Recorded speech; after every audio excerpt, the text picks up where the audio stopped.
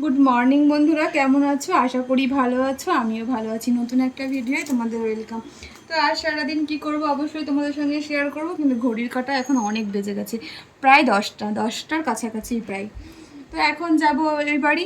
তবে আমার সমস্ত কাজ সারা হয়ে গেছে। আমার বড়মশাই আজ মার্কেটে গেছে, আর আমরা দুজন বাড়িতে আছি। আর আমাদের ওই বাড়িতে প্রত্যেক পূর্ণিমাতেই পুজো হয়, তাই মা বললো যে চলে আসতে, ওই জন্য দেরি না করে অশ্মিও রেডি হয়ে গেছে, আমিও রেডি হয়ে গেছি।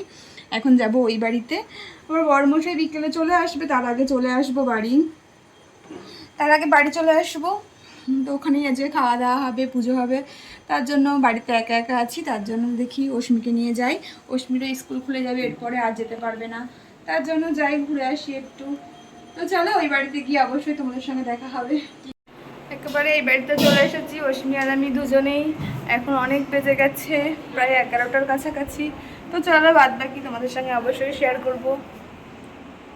আমি যাবার বেশ কিছুক্ষণ পর পুজো করতে এসেছিল, অনেকটাই দেরি হয়ে গেছিলো। এদিকে বেলাও অনেক হয়ে গেছে, এদিকে মা কিছু না খেয়ে আছে, উপোস করে আছে, যতক্ষণ পুজো না হবে কিছু খেতে পারবে না। তার জন্য আমি বসে না থেকে রান্নাটা বসিয়ে দিলাম। আবার তো সেই মায়ের কষ্ট হবে, ওর থেকে থাক আমি করে নিই। যতক্ষণ থাকবো ততক্ষণ একটু মায়ের কাজ করে দিলে তো একটু হেল্প হবে। যদিও আমাকে গিয়ে কিছু করতে হয় না, কোনো দিনই করতে হয় না, কারণ মাই করে নেয়। আজকে ভাবলাম মা এখনও জল খায়নি, কিছু করেনি, তার জন্য আমি ভাবলাম না রান্নাটা আমি বসিয়ে দিই। তো রান্নাটা করতে করতে এদিকে পুজোও হয়ে গেছে। মা এদিকে এই প্রসাদগুলো সমস্ত বার করছিল, এগুলো মাখামাখি করছিল। ভাবলাম মাকে তাড়াতাড়ি একটু করে দিলে মা একটু জল খেতে পারবে। এদিকে আমাকে বললো প্রসাদগুলো দিয়ে দিতে, তার জন্য আমি সবাইকে প্রসাদ নিতে এসেছিলো, আমি দিয়ে দিচ্ছিলাম। এদিকে অশ্মি সৌমও ঘরে ছিল, ওদেরকে ডাকছিলাম, ওদেরকে ডেকে ডেকে তো আসছিলই না। তো যারা এসেছিলো আগে তাদেরকেই আমি দিয়ে দিই, তারপর ওদের দুজনকে দেবো, আমি নেব, মাকেও দেবো। তো এদিকে সৌম্যকে বারবার ডাকছি, সৌম্য তো কোনো মতে কথা শুনছে না, আসছে না। যাই হোক শেষ পর্যন্ত এসেছে, ওর সঙ্গে একটু ইয়ার্কি করছি। তো বসেই ছিল, তারপর আমার কাছে এসে কামড়ে দিয়েছে কুকুরে। যা, ওকে কুকুরে কামড়ে দিয়েছে।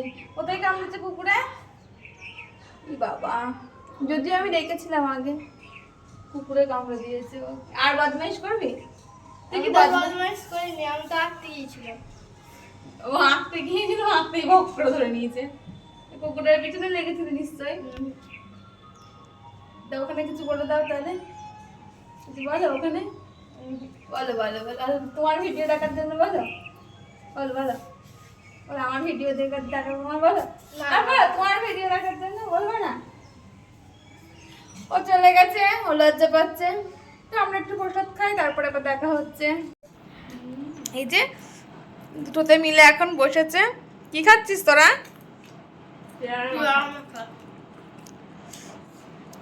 বাপরে বাপরে, এত ঝাল, এত ঝাল।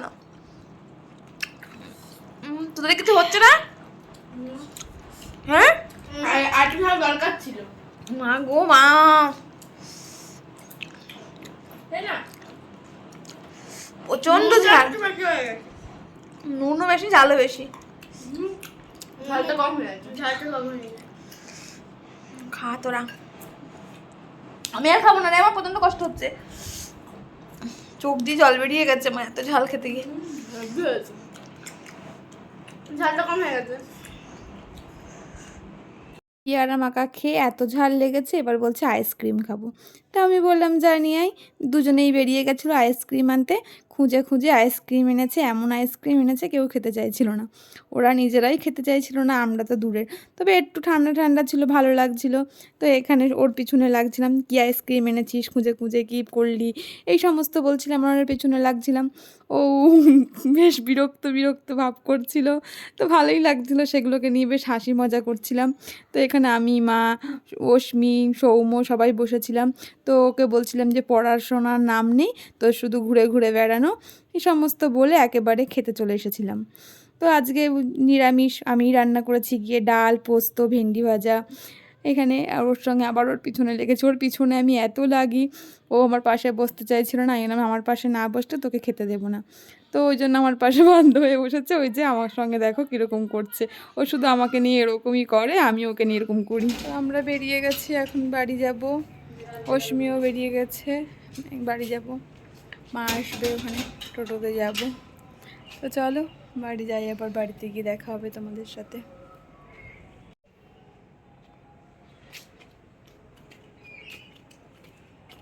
একেবারে বাড়ি চলে এসেছি।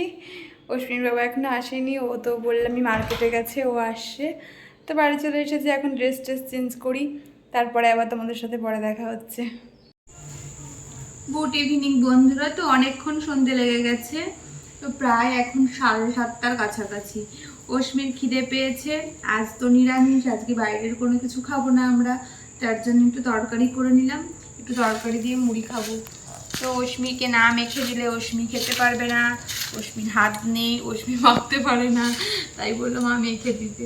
এরপরে বলতো খাইয়ে দিতে, খাইয়েও দিতে বলে, প্রচণ্ড জ্বালাতন করে যখন মন না থাকে। খাবে নিজে নিজেই খাবে, মেখে দিতে বললো, গরম মেখে দিই। তো চলো আমরা একটু মুড়ি খাই, তারপর চা খাবো। চা মুড়ি খেয়ে অশ্মি একেবারে পড়তে বসে পড়েছিল, আর আমি চলে গেছিলাম ঘুমাতে। হ্যাঁ, আমার খুব ঘুম পাচ্ছিল, আমি ঘুমিয়ে গেছিলাম।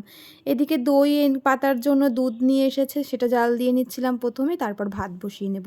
অনেকটা রাত হয়ে গেছে, প্রায় 10টা। আমি অশ্মিকে বলেছিলাম 9:30 নাগাদ ডাকতে আমাকে, ও ডাকতে ভুলে গেছে পড়তে পড়তে। ও বাইরে পড়ছিল, আমি ঘরে ঘুমিয়ে গেছিলাম।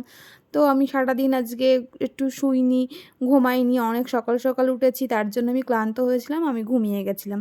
তো অশ্মির কিছু করার নেই, ওকে পড়তে বসতে হবে, সকালেই যেহেতু ওর পড়া আছে। তো ও পড়ছিল নিজের মতন, আমি ওকে বললাম যে আমাকে একটু ডেকে দিস তাহলে।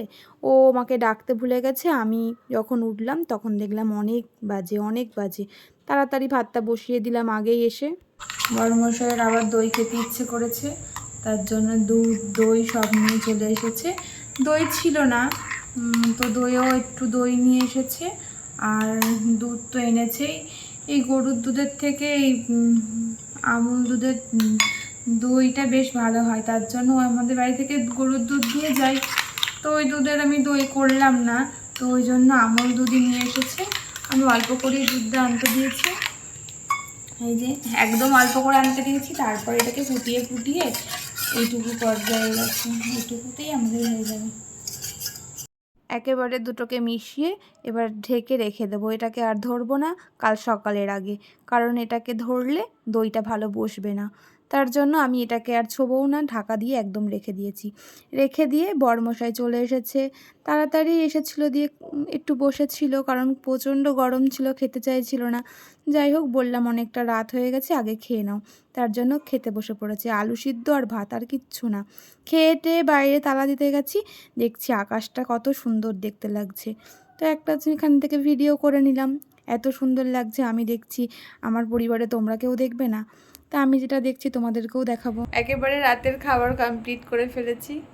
তো তোমরা তো দেখেছিলে আমি ওই বাড়িতে গেছি, আমি কিছুই রান্না করিনি দুপুরে, তার জন্য সন্ধেবেলাতে বাড়ি এসেছি। সন্ধেবেলায় না, সন্ধ্যের আগেই চলে এসেছি, বিকেল থাকতে। তো তারপরে রাত্রেবেলাতে ঘুমিয়ে গেছিলাম, তো বললাম। তারপরে বরমশাই যে দই খাবে বলেছিল, দইটাও করে রেখেছি, সমস্ত কাজই হয়ে গেছে। হ্যাঁ, রান্না করতে আর ইচ্ছা করছিল না, ওই জন্য আজ আলু সিদ্ধ, ভাত আর ফ্যান আর ঘি ছিল, কেউ ঘি নিল না, রাত্রেবেলায় বললো খাবো না।